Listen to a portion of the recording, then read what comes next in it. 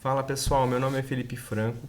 O intuito de estar criando esse canal é para trazer temas referentes à educação financeira. Então, bora fortalecer, dá um like, se inscreve no canal. Para esse vídeo, eu trouxe 3 temas que eu considero bem relevantes. O primeiro é o papel do assessor de investimentos na vida dos clientes. O segundo são os perfis de investimentos que temos no mercado. E por último, os principais índices de mercado. Falando um pouco do papel do assessor de investimento.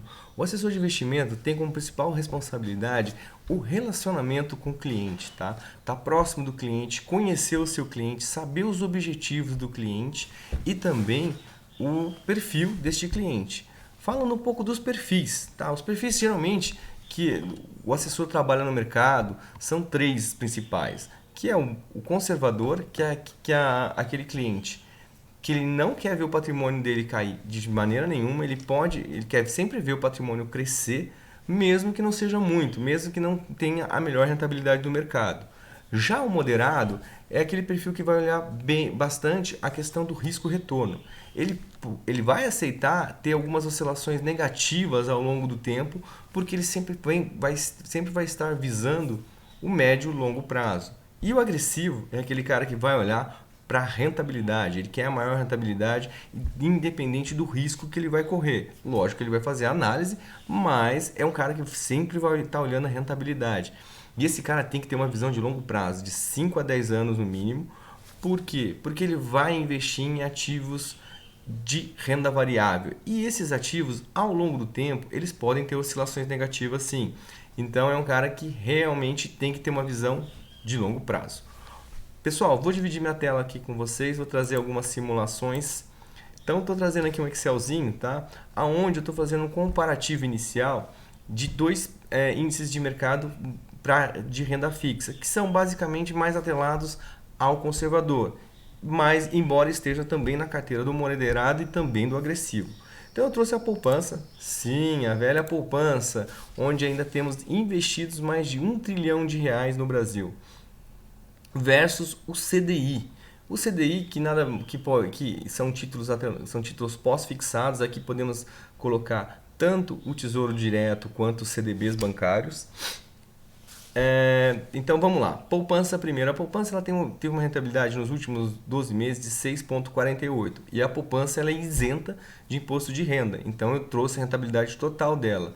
Já o CDI, por mais que ele tenha tido uma rentabilidade maior, ele não é isento de imposto de renda. CDBs e Tesouro Diretos pagam imposto de renda. A tabela de renda fixa ela começa com a alíquota de imposto de renda de 22,5% e vai caindo a cada 6 meses 2,5%. Após um ano, essa alíquota é de 17,5%, como está aqui, e 2 anos é de 15%, onde é a taxa mínima. Mais do que isso não cai. Então, aqui eu trouxe as rentabilidades já tirando o imposto de renda para ambos os anos e fiz a tabela aqui comparando. No primeiro ano, você tem uma diferença de R$ 135, que o CDI pagou a mais que a poupança.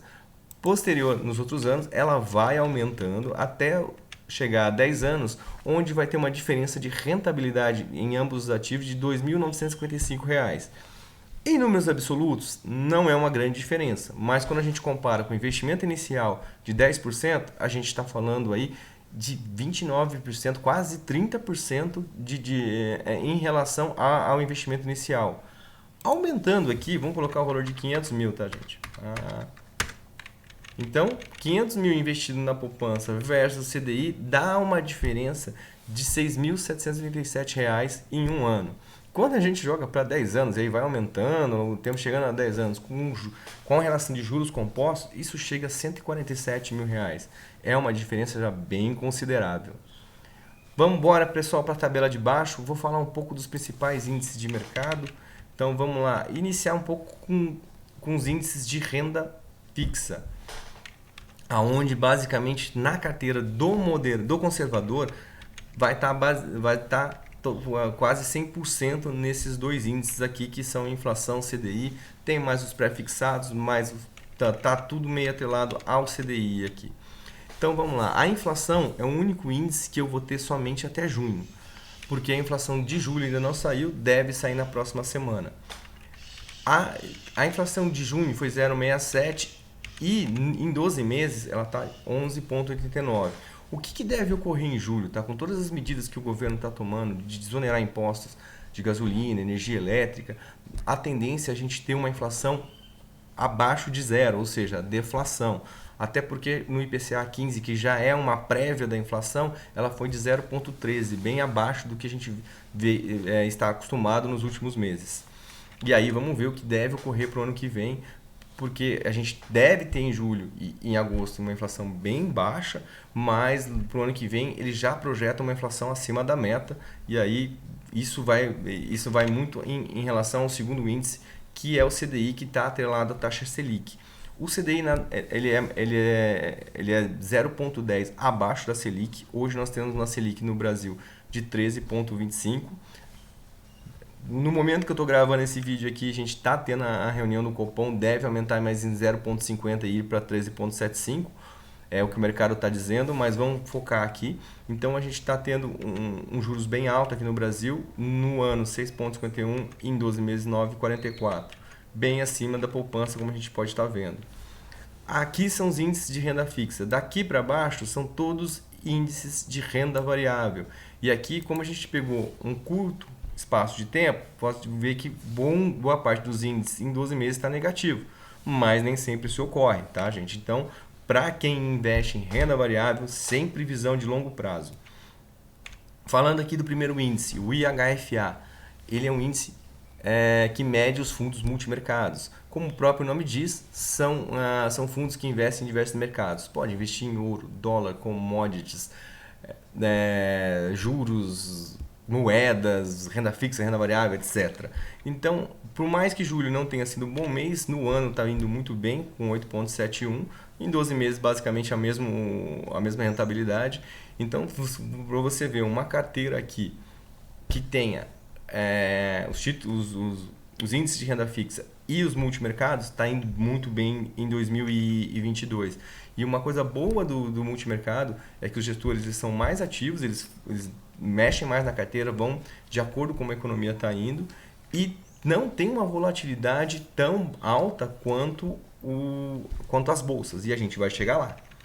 Próximo aqui é o dólar. Então, o dólar, todo mundo sabe, todo mundo já ouviu falar, investir em dólar nunca perde dinheiro.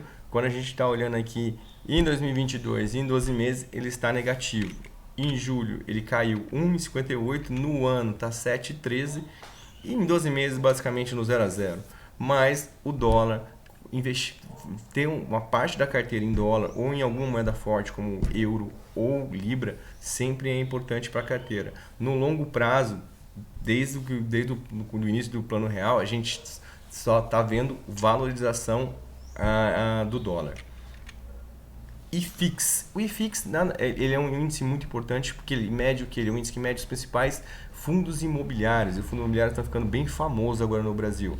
Basicamente, quando você vê o IFIX no período, ele está andando de lado, né? Ele está positivo em 22, negativo em 12 meses, mas ele anda de lado. E aqui é o valor da variação da cota, tá? Não estão o que? Os famosos dividendos que os fundos imobiliários pagam. E eles são isentos de imposto de renda, esses dividendos, pelo menos até o momento que eu estou gravando esse vídeo. Fundo imobiliário é bem complexo, é bem legal, mas a gente deixa para falar disso em outro vídeo. Próximo aqui é o ouro. Bom, o ouro é assim, principalmente para quem tem um perfil agressivo, é legal você ter uma parcela pequena em ouro, porque ele é considerado defensivo, até porque ele vai no movimento contrário às bolsas. E em momentos de conflitos, né, de grandes conflitos também, o ouro geralmente tem uma grande variação positiva. Não está ocorrendo isso esse ano, mas a gente considera importante você ter uma parte da sua carteira em ouro para perfil um pouco mais agressivo. Aqui entrando nos índices de bolsa, né? A gente tem a bolsa dos Estados Unidos, que é o S&P 500, as 500 maiores empresas americanas, e o nosso Ibovespa, a nossa bolsa aqui brasileira. E em julho, ambos foram muito bem, né? Acho que aí, junto com o Bitcoin, são as principais rentabilidades em julho. Quando a gente vai para 2022, o Ibovespa está caindo levemente, já o S&P 500 cai bem forte, em torno de 13%, e quando a gente vai para 12 meses, a gente tem um movimento contrário. O SP500 está caindo, mas nem tanto, e o Ibovespa caindo bem forte. De novo, lembrando aqui, é um período muito pequeno para a gente medir a rentabilidade da Bolsa. Quando a gente vai para 5 anos, o Ibovespa está tendo uma rentabilidade de 53% e o SP500 66%. Então, quando a gente vai no longo prazo, geralmente a gente tem uma rentabilidade forte aqui nas bolsas. E o Bitcoin, que está aqui para representar os criptoativos, né? O Bitcoin como principal criptoativo que a gente criptomoeda, tá, gente? Desculpa, que a gente tem no mercado. Teve um mês de julho muito forte, com 21%, mas ao longo de 2022 e também em 12 meses está amargando uma queda bem forte. Esse é um investimento com bastante volatilidade. O que a gente recomenda numa carteira de agressivo, caso a pessoa queira ter criptomoedas, é de 1 a 3% no máximo. Mas isso é só uma recomendação e caso o cliente queira ter. Mas basicamente é isso, pessoal. Esse aqui eu trouxe para vocês os principais índices de mercado. Espero que tenham gostado do vídeo, espero que tenham gostado do conteúdo. Podem fazer comentários, perguntas que eu vou estar respondendo a todas. E até o próximo vídeo. Até mais, pessoal!